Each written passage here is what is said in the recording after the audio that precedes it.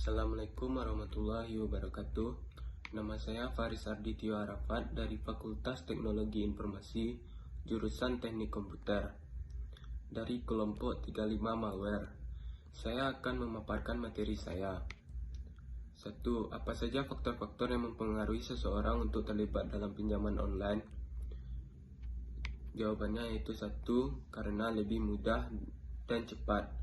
Jika proses verifikasi data biasanya perlu datang ke bank dan menyerahkan berkas-berkas seperti slip gaji, jaminan, hingga survei lokasi, hal ini tidak ditemukan dalam proses pengajuan pinjaman online di fintech lending. Anda dapat mengisi data melalui satu telepon genggam. Cukup dengan mengupload KTP, slip gaji, foto NPWP, dan data lain yang dibutuhkan OJK. Selain itu, proses pemeriksaan fintech lending juga cenderung sederhana dibandingkan dengan bank. 2. Dapat meminjam mulai dari nominal yang terendah. Berbeda dengan pinjaman di bank yang biasanya dilakukan dalam jumlah yang besar, Anda bisa mengajukan pinjaman online mulai dari nominal hingga ratusan ribu hingga jutaan rupiah melalui fintech lending. Jumlah pinjaman yang dapat dikontrol dengan kebutuhan dan kemampuan peminjam inilah yang menjadi keuntungan fintech lending dibandingkan dengan bank. 3. Legalitas yang jelas. Dengan banyaknya kasus pinjol ilegal, literasi mengenai fintech lending pun semakin digencarkan.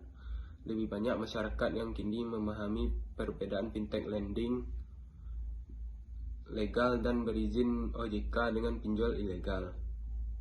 Pertanyaan nomor 2. Apa dampak negatif yang dapat ditimbulkan akibat terlibat dalam pinjaman online ilegal? 1. Terlena dengan kemudahan pengajuan. Proses pengajuannya sangat mudah, bahkan hanya lewat beberapa klik. Dalam satu genggaman tangan saja, kamu sudah bisa mendapatkan pinjaman dana sesuai kebutuhanmu. 2. Nilai bunga yang terlalu tinggi. Pinjaman online juga memberlakukan sistem bunga dan perlu diketahui bahwa nominal bunga tersebut bisa saja sangat tinggi. Bahkan banyak sekali layanan pinjol ilegal yang tidak menyebutkan nilai bunganya, namun langsung menaikkan bunga tersebut di tengah program peminjaman. Tentu, hal ini akan sangat merugikan dirimu sebagai debitur dan akan membuat jumlah ansuran meningkat drastis. 3. Diteror oleh debt collector. Salah satu bahaya melakukan pinjaman online adalah kamu bisa diteror terus oleh debt collector. Ini merupakan salah satu hal yang banyak dikeluhkan oleh para debitur pinjol. Banyak yang mengeluh bahkan sampai menangis karena terus diteror oleh debt collector. 4. Penyalahgunaan data pribadi calon debitur yang mengajukan pinjaman di layanan pinjol. Layanan pinjol tersebut tidak terpercaya dan beroperasi secara ilegal, maka besar sekali peluang data pribadimu disalahgunakan.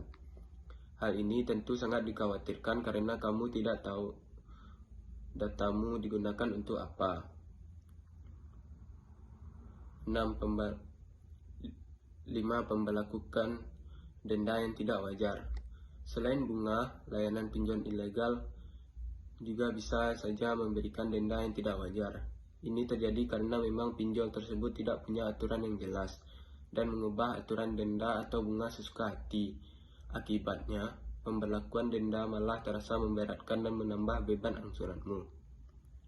3. Bagaimana cara menghindar agar tidak terlibat dalam pinjaman online ilegal, serta solusi apabila sudah terlibat pinjaman online ilegal?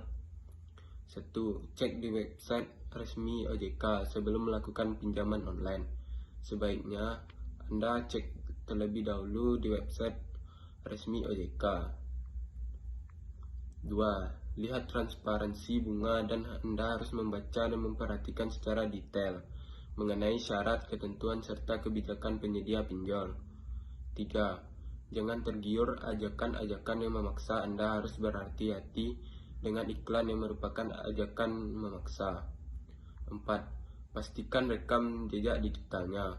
Untuk menghindari kejadian yang tidak mengenakan seperti kebocoran data pribadi ke institusi ilegal, Anda sebaiknya memeriksa dahulu legalitas dan rekam jejak digital penjual yang akan Anda gunakan. 5. Cek aplikasi atau situsnya. 6. Gunakan identitas digital. Sekian yang dapat saya sampaikan. Bila ada kata-kata saya yang salah, mohon maaf. Wassalamualaikum warahmatullahi wabarakatuh.